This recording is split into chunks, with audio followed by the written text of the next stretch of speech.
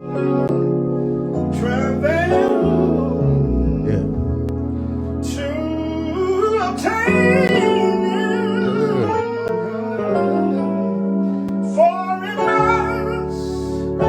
What's up, Wallace? Come to pass. What's up, Kyra? So tonight on a Monday night, you ought to decree.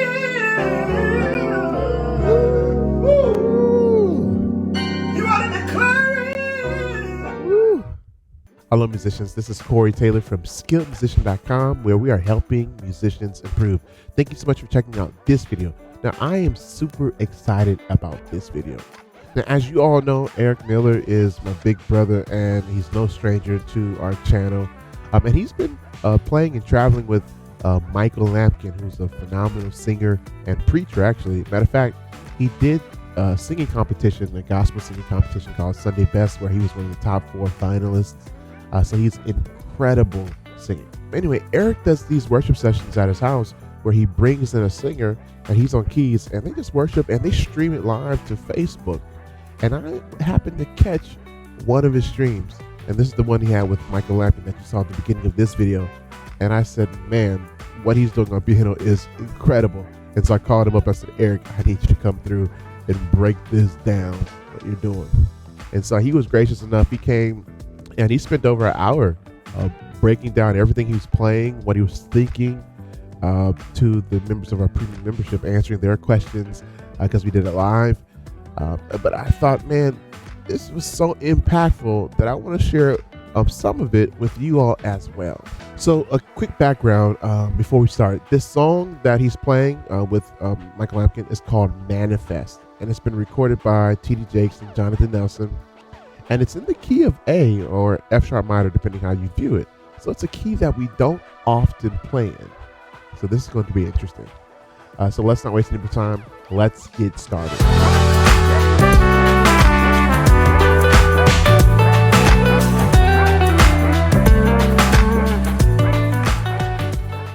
The first thing is to understand the basic chord changes. I guess diatonic harmony would what I'd recommend to anyone. That A consists of a scale,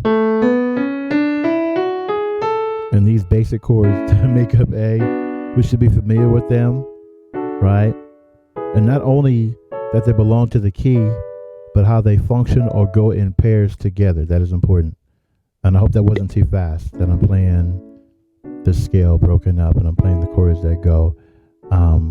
Even the quality of chord, you know, and I'm assuming we all understand that the 1 chord is major, and 2 is minor, 3 is minor. That's not it. 3 is minor, 4 major, 5 major, 6 minor, 7 diminished. Right, that basic harmony before you even get into 7th chords is a great foundation to follow where something is going. So once we go out of that to the advanced, if you will, we can still have a better idea. The quality of a chord is everything. Major, minor, and dominant. To me, if you can break a system down to minimum amount of chords, then you can sound like you're playing more than what's there. So you want to know major and minor, what quality. So getting good in A was understanding the scale, how it works, and then pairs that go together. Some of you may know like a 2-5-1, that system, how things work. That's important, 2-5-1 major or minor, because then you want to group your chords like that. It's way easier to hear where something is going and what your possibilities are. That's and I'll also say, taking something, let's say a song, as Corey mentioned, there are songs that are always written in A. So musicians who don't play in A a lot, one of the things I find in gospel, there's not a lot of songs that are written in key of A, so there wouldn't be a need for someone to play there, although there are, you know, a few, but you couldn't name probably 10 of them. So persons would say, I'm unfamiliar with that. I sometimes just try to play something simple, something with 2 or 3 chord changes, that forces me to play the key that I don't know best. So it could be, you know, we did a video before with Hallelujah that has a few chord changes. Hallelujah, hallelujah, hallelujah. And I'm really thinking of it at the time, I'm playing chord 1 to chord 4, chord 5, that's a chord 1. If I can do that, I can add to it. And let's say add, if I wanted to play chord 1, let's say I wanted to precede that with something, I could start with 5-1. Hallelujah, and then go from 1 to 4. Hallelujah, right? If I can do that, this is how I build. I add up. So I think of what I see, and I talked about those diatonic chords, right? Learn those in root position, first inversion and second inversion. And when you do that, you can start moving. I can go, hallelujah, hallelujah, right? And as I do that, I'm adding on more. And that's what triads. Once you add more chords, more 7th, 9th, 11th, etc., then you get to feel how it's moving around. But you want to do that. I used to take a calendar and write a letter on at the top of the week and drag an arrow across. So if week 1 was A, I'd literally commit to doing everything in A. And trying things. Even when it was wrong, the idea is to get confidence where I ordinarily wouldn't do something. And that's really important.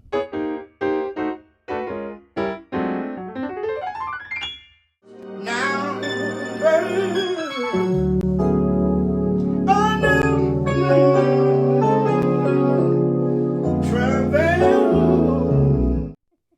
Corey's laughing at me. All right. And right there, the same thing is happening that I mentioned in the beginning. I'm playing ideas that are saying this chord, let's call it the 5. It is sitting and waiting. You can hear it. So he goes, say, I'll do the progression. Let me go back a step. Da-da. Excuse me. Da-da. Da-da-da-da-da-da. Now, da. Da-da. That's where it goes. And I set it up with the same idea. These ideas, and I'm going to break them down. One is that I'm playing this diminished walk, if I can call it that. The next one, I'm going now 2-5-1, right? 2-5-1. This 2 is being turned minor. I'll do through this. I'll do a rootless voicing. All right. See that? Let's call this A flat minor. I'll take the bass out too. Now we just got these notes. The 7th, 3rd, 5, 1. That's another voicing too, right? But I decided to go ba-da. I want you to see where it came from. This is the voicing. This is the A flat minor voicing. 1, 7, 3, 5, 1. But mind you, I'm sitting on D flat. It's called a sustain. Right? So now I got this idea. We know if the 7th comes down, we have our 5 chords. So say we went like this, right? Real basic sound. Hear that? This doesn't sit well. So since we have this, I decided to go like here.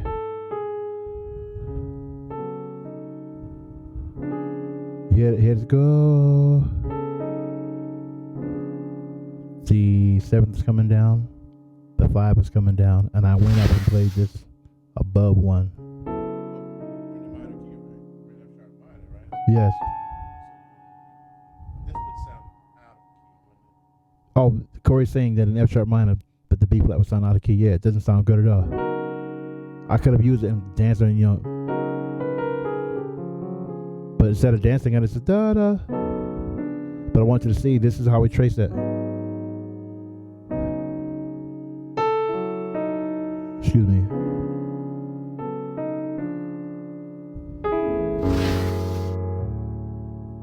So you combine 2 movements, separate movements to get you to F sharp. Yeah, 2 separate movements because the idea is that the target, and I keep saying target, I know where I'm going to land, but we can't land before a singer.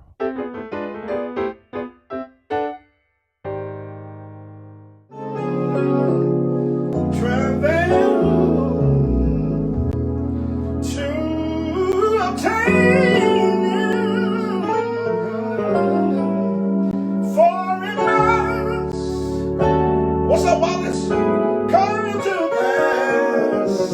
What's up, Kyra? So tonight on the Monday night, you ought to decree.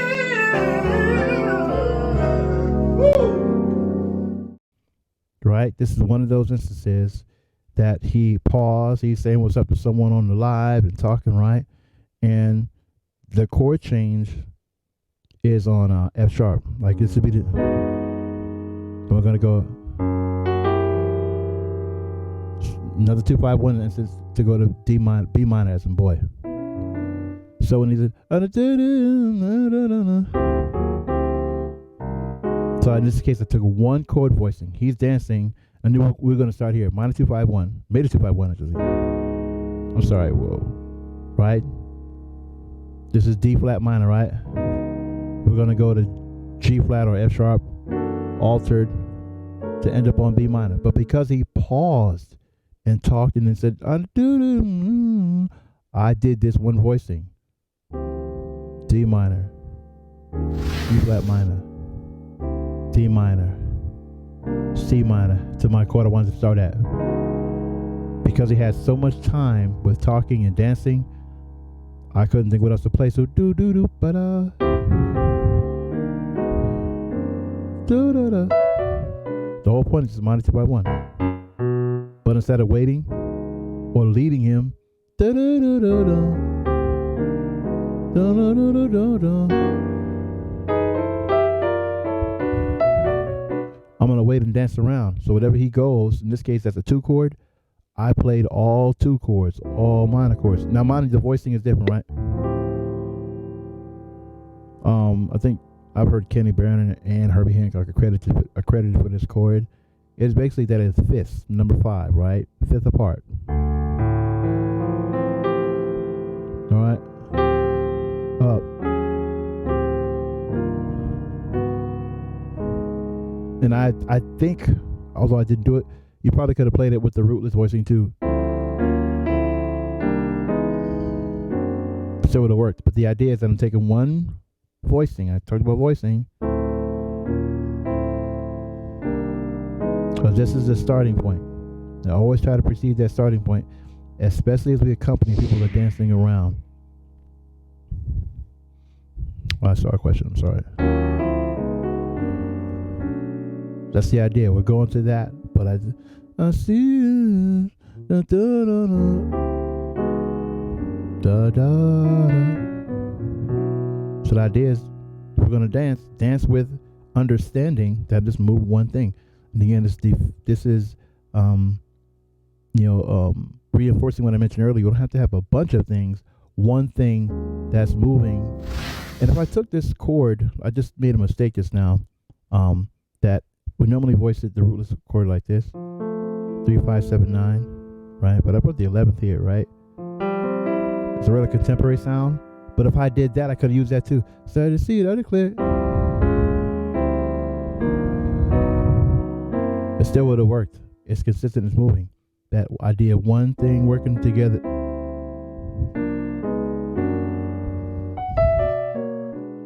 Chromatic passes. Yes, chromatic passes is excellent device. And again, if you know 1 or 2 chords, and I mentioned in the beginning, knowing the diatonic harmony, why the triad works, why the 7th chord works, why the rootless voicing works, why the open voicing works, or how they function, at that point,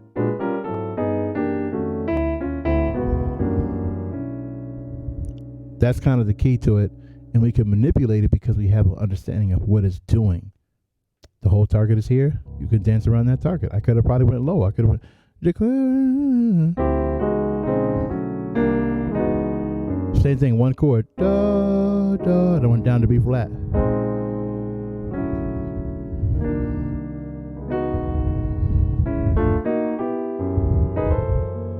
Because of the same thing, but you always pick and choose what I'll use and make it 1 or 2 chords.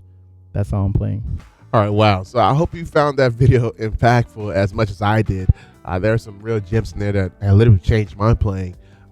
So thank you so much for checking out this video. Now listen, if you need help, if you're trying to grow and you're like, I don't know how to do this, I need someone to help me.